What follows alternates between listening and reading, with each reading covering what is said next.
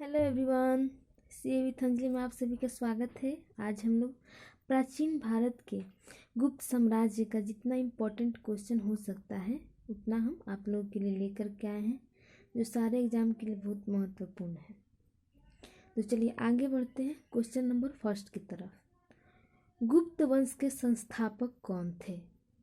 गुप्त वंश जो था उसका संस्थापक कौन था? ऑप्शन ए घटोत्कच गुप्त, या चंद्रगुप्त, या श्रीगुप्त, या इनमें से कोई नहीं। तो गुप्त वंश के संस्थापक जो थे वो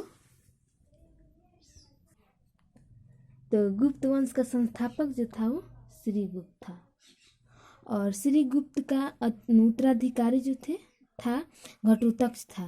घटोत्कच जो हुआ वो श्रीगुप्त का उत्तराधिकारी हुआ।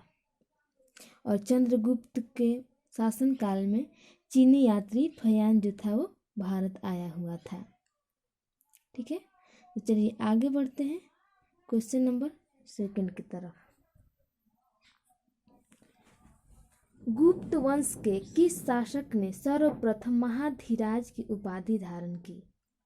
गुप्त वंश जो था उसके किस शासक ने सर्वप्रथम महाधीराज की उपाधि धारण की? श्रीगुप्त ने, चंद्रगुप्त ने, घटोत्कच गुप्त ने, या समुद्रगुप्त ने? इन चारों ऑप्शन में से किस शासक के द्वारा महाधीराज की उपाधि धारण की गई?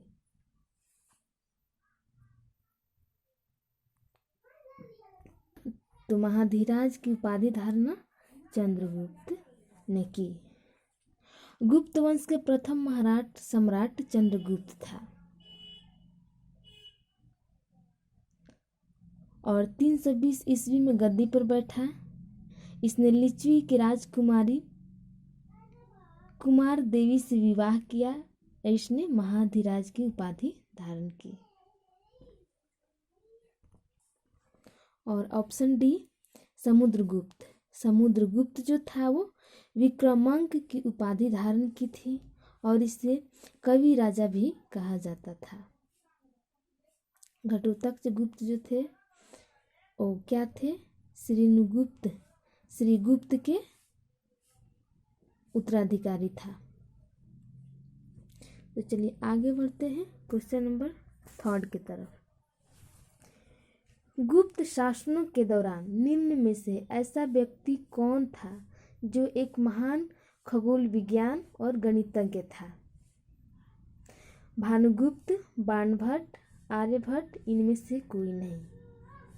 तो इन चारों ऑप्शन में से महान ऐसा कौन व्यक्ति था जो खगोल विज्ञान और गणितज्ञ था? तो वो थे आर्यभट्ट। और बाणभट्ट कौन थे? वो 7वीं शताब्दी के संस्कृत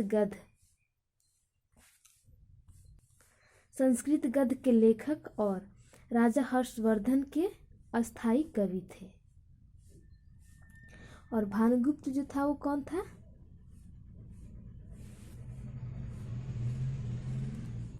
भानुगुप्त जो था वो गुप्त शासक का अंतिम शासक था।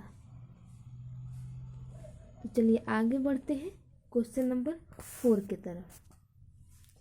अजंता कलाकृतियाँ किससे संबंधित है?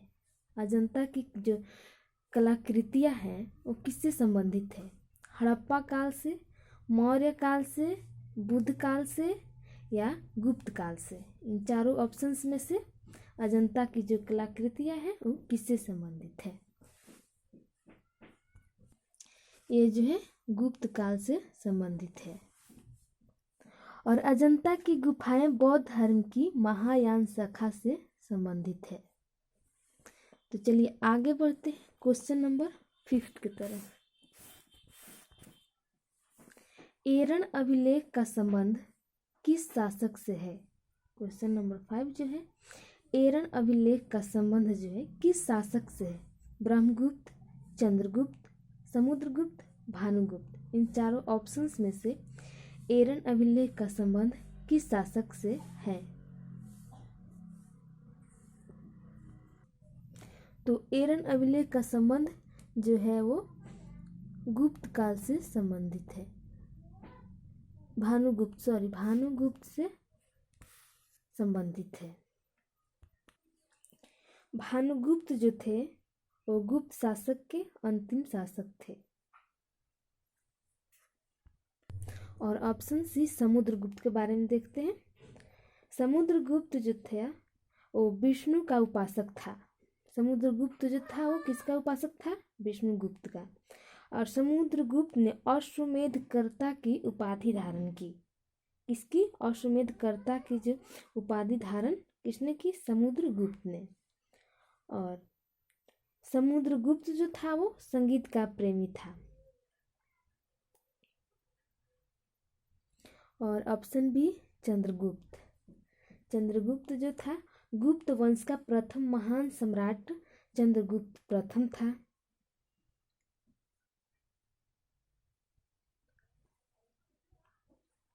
और इसने 320 ईस्वी में गद्दी पर बैठा। चंद्रगुप्त जो था वो 320 ईस्वी में गद्दी पर बैठा। और इसने लिच्छवी राजकुमारी कुमार देवी से विवाह किया और उसके बाद महाधीराज की जो उपाधि है वो धारण की। तो चलिए आगे बढ़ते हैं क्वेश्चन नंबर 6 की तरफ। गुप्त राजवंश किसके लिए प्रसिद्ध था? गुप्त राजवंश जो था वो किसके लिए प्रसिद्ध था? कला एवं स्थापत्य के लिए, साम्राज्यवाद के लिए, राजस्व एवं भूमि कर के लिए, साहित्य कार्यों एवं कार्यों का संरक्षण। इन चारों में से गुप्त काल जो था वो किससे प्रसिद्ध था? किसके लिए प्रसिद्ध था?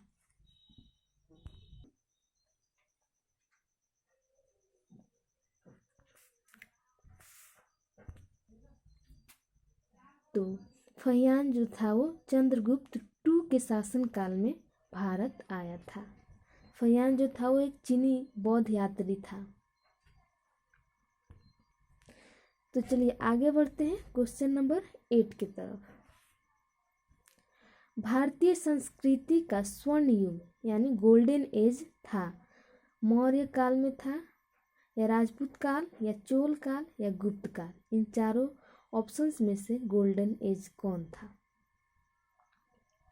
तो भारतीय संस्कृति का स्वर्ण युग जो था वो गुप्त काल था। कौन? गुप्त काल। तो चलिए आगे बढ़ते हैं क्वेश्चन नंबर 9 की तरफ। मंदिर निर्माण का जन्म सर्वप्रथम कब हुआ?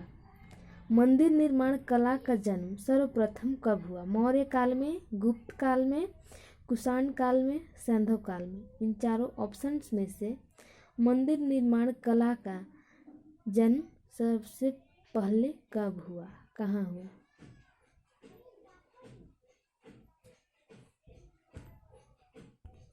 तो मंदिर निर्माण कला का जो जन्म है सर्वप्रथम गुप्त काल में हुआ था। तो चलिए आगे बढ़ते हैं।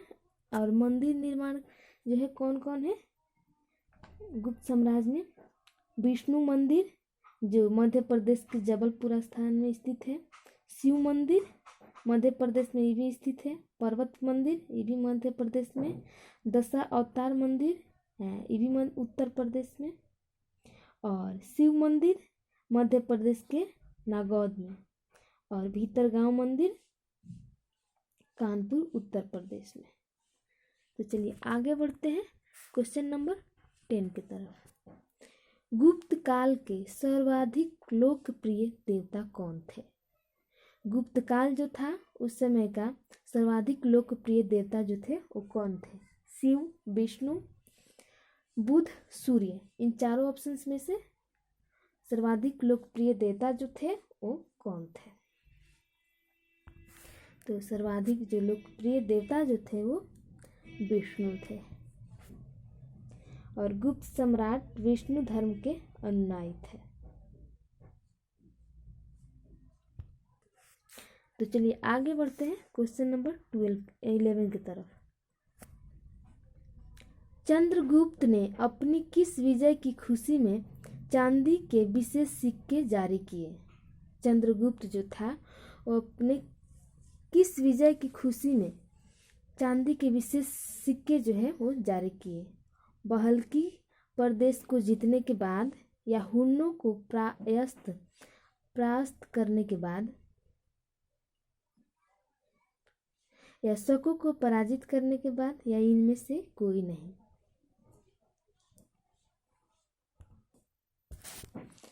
चंद्रगुप्त टू ने अपने किस विजय की खुशी में चांदी के सिक्के जो है वो जारी करवाए थे? वो शकों के पराजित करने के बाद। शक जो थे उनको पराजित करने के बाद चंद्रगुप्त टू ने उसी के खुशी में चांदी के विशेष सिक्के जो है वो जारी करवाए थे। तो चलिए आगे बढ़ते हैं क्वेश्चन नंबर 12 की तरफ। गुप्तकालीन शासक प्रणाली किस प्रकार की थी? गुप्तकालीन शासन प्रणाली जो थी वो किस प्रकार की थी? राजतंत्रात्मक, लोकतंत्रात्मक या गणतंत्रात्मक या इनमें से कोई नहीं। तो गुप्तकालीन प्रणाली जो थी वो राजतंत्रात्मक प्रणाली थी। चलिए आगे बढ़ते हैं क्वेश्चन नंबर 13 की तरफ। गुप्त स्थापत्य कला का सर्वोत्कृष्ट मंदिर निम्न में से कौन सा है? कौन है?